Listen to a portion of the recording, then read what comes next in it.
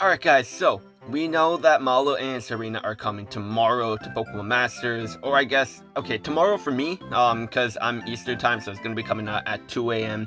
Eastern time for me, so the 21st, but if you're in the Pacific time, it's going to be coming out tonight at 10 p.m.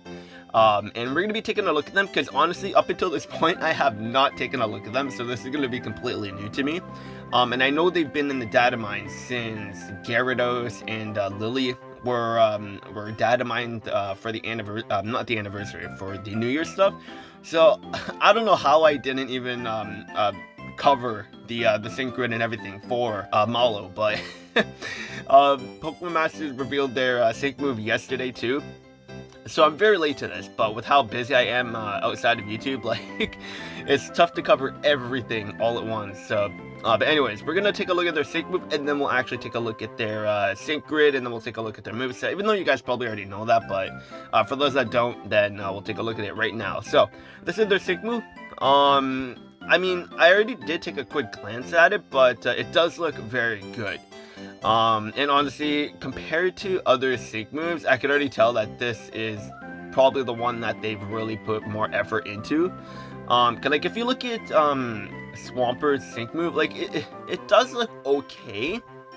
But with May's like moves and everything that she does, like her little dance, I guess you can say.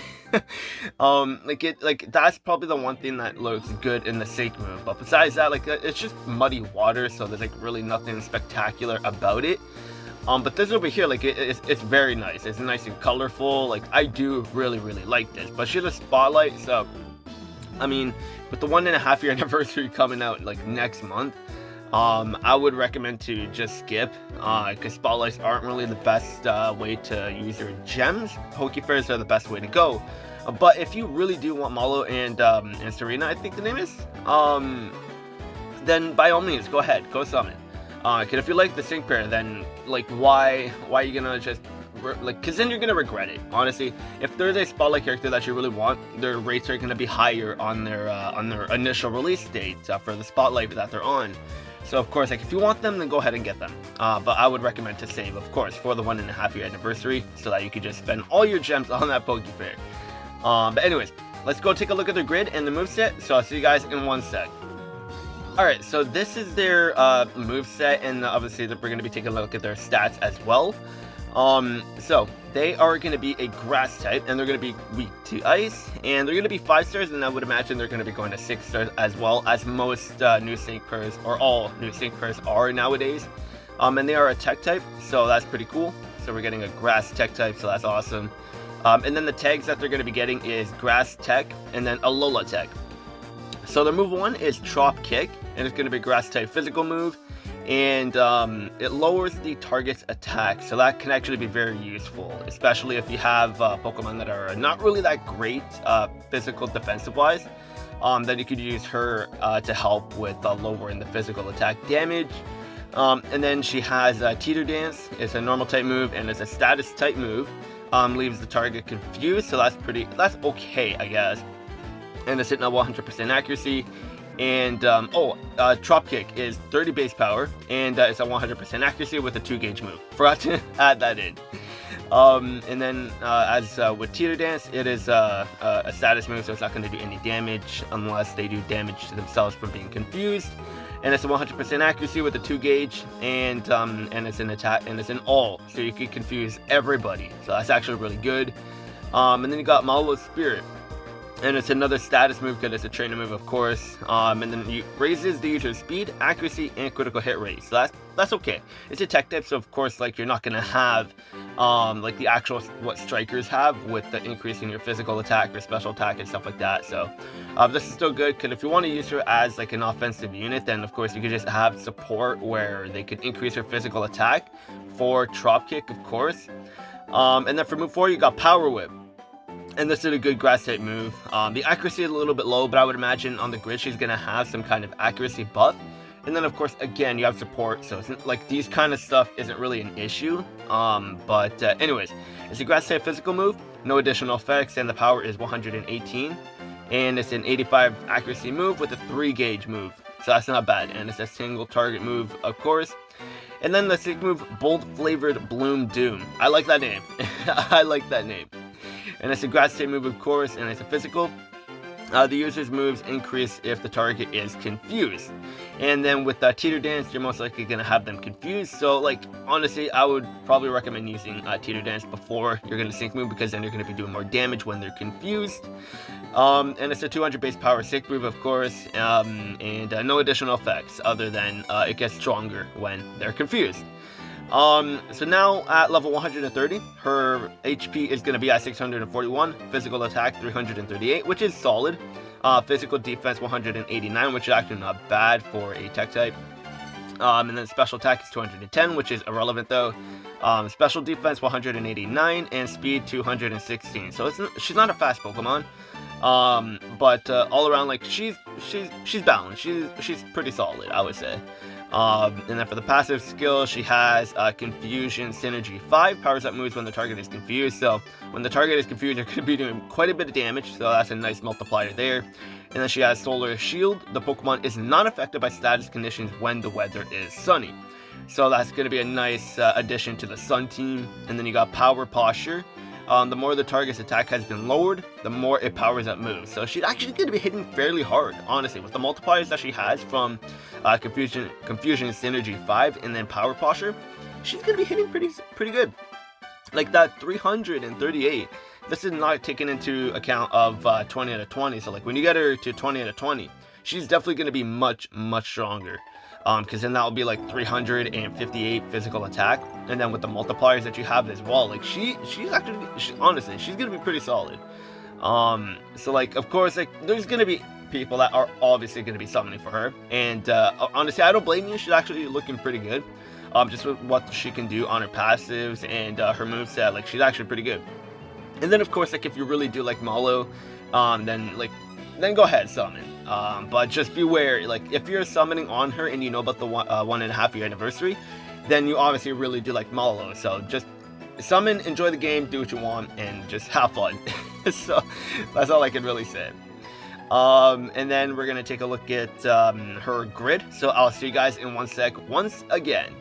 Alright, so this is Mallow and Tsareena's grid. I'm honestly guaranteed I'm saying the Pokemon's name wrong, but here's Mallow's grid. So we got the typical stat increases, and then we got Power Whip power-ups, Power Whip move gauge refresh, and then we got more Power Whip power-ups, accuracy up for the Power Whip, and then we got Solar Flare 5, powers up the moves when the weather is sunny, so even more multipliers, so that's really good. And then you got Critical Strike 1 for, is it Power Whip? Powers up moves if they become a critical hit. So I think this is for in general for her, so this is actually pretty good, because it doesn't specify if it's for Power Whip or for her other moves. So honestly, I could be wrong unless they didn't add it in, but it does look like it's just in general, so this could be with your sync move as well. So Critical Strike 1 is actually pretty good there. And then you got Wide Awake, prevents the Pokemon from falling asleep. And then you got Teeter Dance, Move Gauge Refresh 3. So that's pretty cool. And then you got Chop Kick 4, or you got Chop Kick Power Up 4. More 4s. That's pretty good, honestly, not bad. Chop Kick is going to be pretty solid, considering you can lower the physical attack, so that's really good. And then you got more Move Gauge Refresh for Teeter Dance, and then you got Stop Hitting Yourself 5, raises the chance that an opponent will attack themselves due to being confused, so that's actually good too. And then you also got Mallow Spirit MP Refresh, Power Whip accuracy up, and then you got Speeding Sun 3, which is pretty good too. More Power Whips, Power Up. That's honestly a tongue twister. Power Whip, Power Up. Yeah. Oh man. Okay. Anyways, let's just move on. More stat increases, and then we've got another Charging Sun 3. Wait, Charging Sun, Speeding Sun. Wait, where's Speeding Sun? I know there. Yeah, Speeding Sun. Okay, charges the move gauge when the weather is sunny, and then you got Charging Sun, powers up moves when the weather is sunny. Yeah. Okay. Yeah. Her multipliers are definitely pretty good. More stat increases, and you got Chop Kick Power Up 4, Chop Kick Move Gauge Refresh, and then you got more Chop Kick Power Ups, and then you got Pecking Order. The more the target attack is lowered, the more it powers up the sync move. So on her sync move, she's definitely going to be hitting pretty hard, that's for sure. So honestly, she might even be better, or she might actually be the hardest hitting grass type in the game when she does come. just with how much power-up she's getting and the multipliers and everything. I could be wrong, but I know Sceptile is very good as well. But honestly, I would imagine that Mallow is going to be hitting harder than Sceptile, or if anything, is the hardest hitting grass type in the game. But she is also competing with Venusaur, but with all the multipliers that she's getting, I would honestly think that she's going to be hitting harder than Venusaur as well, because they're both tech types. So Mallow is going to be competing with the best tech type in the game, which is Venusaur, and Venusaur is also a tech type. So that's going to be interesting. I'm not going to be selling it for Mallow, of course, but if you guys are, then good luck. But let me know what you guys think. We're not done, but let me know if you think Mallow is stronger than Venusaur, because they're both tech types and they're both grass types, so they're going to be competing with each other. But let me know which one you think or is stronger than one another. And then we got Chop Kick, Power, Posture. Chop Kick, the more the target's attack has been lowered, the more it powers up moves, so yeah, Chop Kick is good there too. And then you got Chop Kick, Overwhelm 9. Chop Kick lowers the target's attack when an attack is successful. So it's basically a guaranteed chance that you're going to be lowering the attack, which is good. And then you got Sync Move power-ups. So overall, honestly, Mallow is pretty solid. Her grid is actually pretty good. It's not the best grid, but she's definitely pretty good for sure. Her Sync Move is definitely going to be hitting very hard too. So honestly, if you want to summon for her, by all means, go ahead. If you are going to be summoning for her and you know about the 1.5 year anniversary with the 25th anniversary of Pokemon coming next month in February, then you must really like Mallow. But regardless, even if you do summon for her, she's a very good grass type, and she's definitely going to be hitting very hard, and she does have usability other than the pure offensive power that she's going to be having. She's good for confusing the target and being a little bit of a support in that sense as well.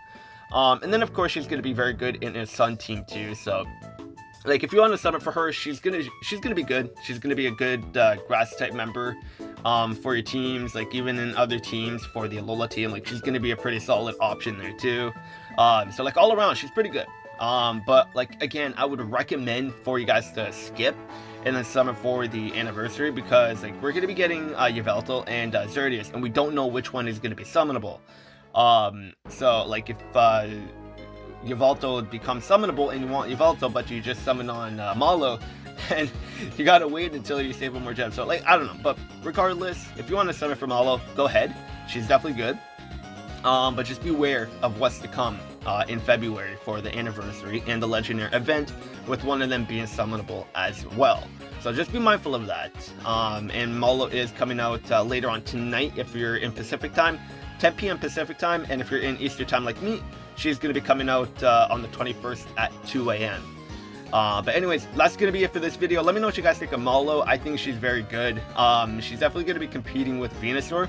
But personally, I feel Venusaur is better. But that's because Venusaur has a lot of healing. Venusaur could also do a lot of damage too. Has a Mega Evolution, AoE Poison. Venusaur is all around very good. But Mallow does have the potential to hit harder than Venusaur, but with Venusaur, you just have more usability with Venusaur because of the healing. But regardless, let me know what you guys think. That'll be it for the video, and I'll see you guys later.